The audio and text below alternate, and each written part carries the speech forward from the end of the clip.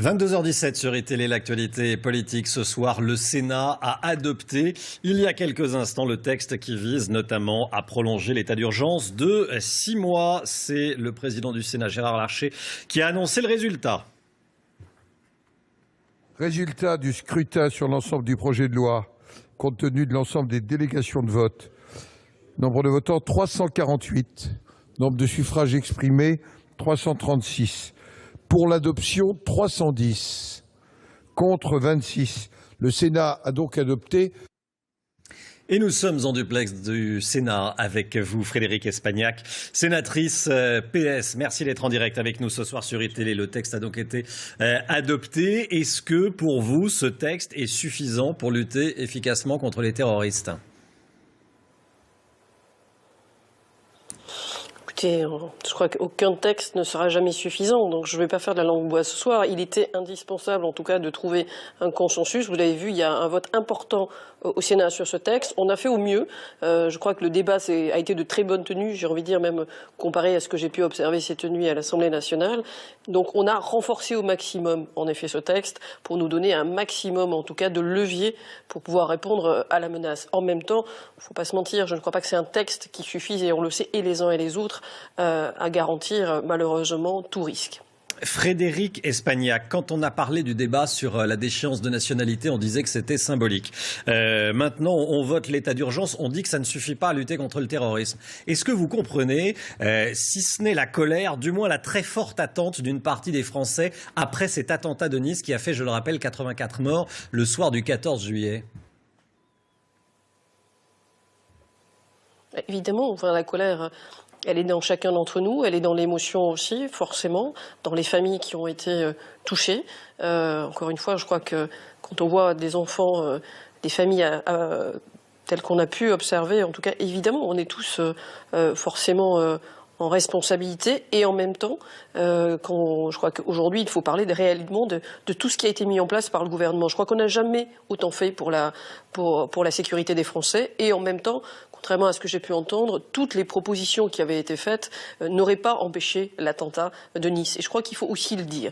Alors maintenant, je crois que la polémique, il faut la dépasser. La question, c'est comment tous ensemble, et c'est, je crois, l'important aujourd'hui, ce qui s'est passé aussi au Sénat, et j'espère ce soir en commission mixte paritaire, c'est trouver un consensus maximum d'entente, au-delà des partis politiques, au-delà des clivages, pour trouver des solutions pour les Français. Voilà, ça c'est notre responsabilité à tous, et je crois qu'on doit rester les représentants de la nation, en tout cas humbles et dignes dans cette période, et chercher en tout cas au mieux à donner, ou en tout cas aux forces de sécurité qui nous protègent au quotidien, évidemment aux policiers, aux gendarmes, mais aussi aux militaires, les moyens d'agir au mieux pour en effet prévenir. Encore une fois, le risque zéro, on le sait, n'existe pas, mais en tout cas pour préserver et en tout cas aider au mieux à la sécurité de chaque concitoyen. Frédérique Espagnac, si l'on rentre dans le détail des mesures qui sont proposées, Laurent Wauquiez souhaite mettre hors d'état de nuire les fichiers S. Qu'est-ce que vous en pensez ? Est-ce que des fichiers S peuvent, comme aujourd'hui encore, être par exemple chauffeurs de VTC ?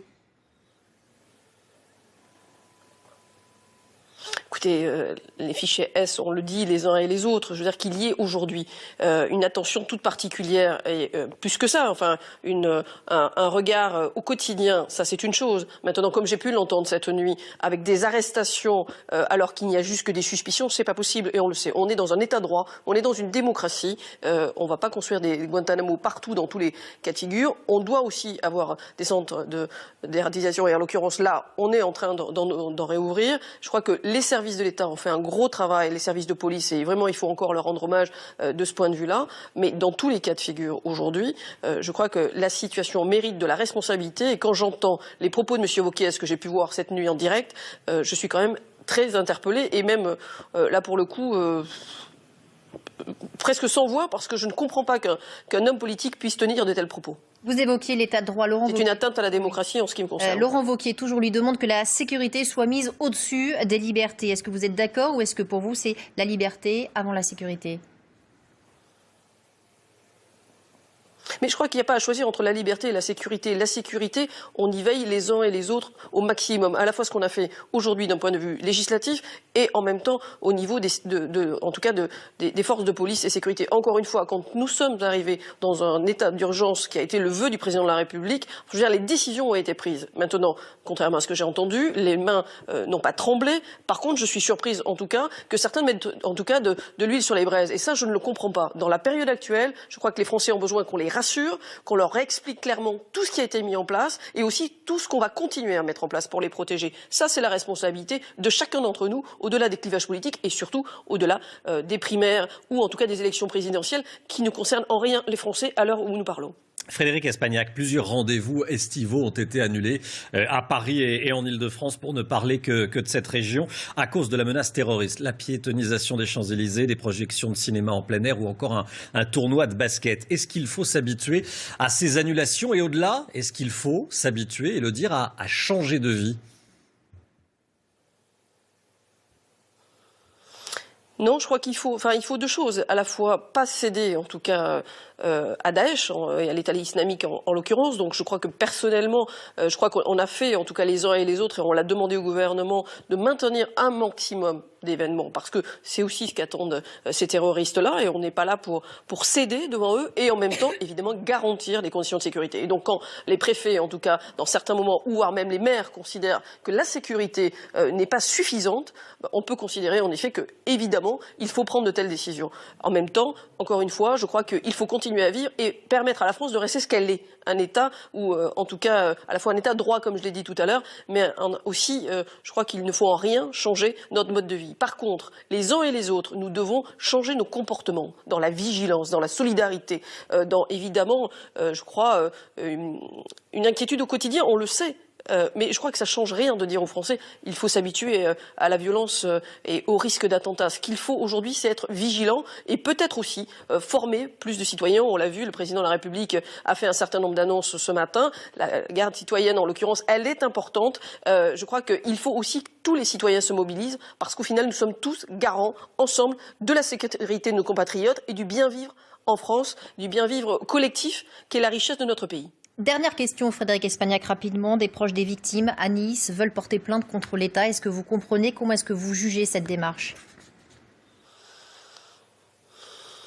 Écoutez, c'est pas à moi à juger ça. Je crois que chacun agit, en l'occurrence, et agit en fonction de son ressenti, de ce qu'il pense. Après, la justice fera son travail, donc je n'ai pas moi à commenter voilà, la décision, encore une fois, de personnes qui sont aujourd'hui meurtries au plus profond de leur chair et qui sont évidemment sous le coup d'une douleur terrible. Voilà, donc par le biais, en tout cas, de votre micro, je leur adresse en tout cas mon plus franc soutien et encore une fois, la France doit être à leur côté au plus vite. Un mot sur les fêtes de Bayonne, maintenues malgré le contexte, avec un dispositif de sécurité, d'encadrement particulier. Je m'adresse à la sénatrice des Pyrénées-Atlantiques. C'est une bonne idée, il faut le faire?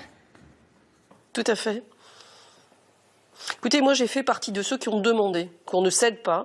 Je crois que les fêtes de Bayonne font partie des 4e fêtes les plus importantes en France, c'est vrai. Je crois que c'est un rendez-vous très important dans le sud-ouest, au Pays Basque. Je crois qu'on a travaillé, on ne va pas se mentir, depuis quelque temps, en l'occurrence bien en amont, puisque elle devait intervenir après la fin de l'état d'urgence. On a travaillé avec les services préfectoraux, et je rends hommage ici au préfet des Pyrénées-Atlantiques, à tous les services de l'État, là encore, qui ont été au rendez-vous pour travailler au mieux, pour préparer au mieux, avoir aussi des renforts de part et d'autre, en tout cas, puisque d'autres départements, à la fois des gendarmes, des CRS, des militaires seront aussi présents. Mais nous veillerons en tout cas au maximum. Encore une fois, le risque zéro n'existe pas, mais on se doit aujourd'hui de ne pas céder à la terreur potentiellement et à ce que, encore une fois, veulent toucher, je crois, les terroristes, c'est-à-dire notre vie et aussi voilà, le bien vivre en France, qui fait aussi la tradition et aussi, on va dire, la richesse de nos territoires. Merci beaucoup Frédéric Espagnac d'avoir été l'invité d'ITélé ce soir depuis le Sénat, sénatrice PS des Pyrénées-Atlantiques.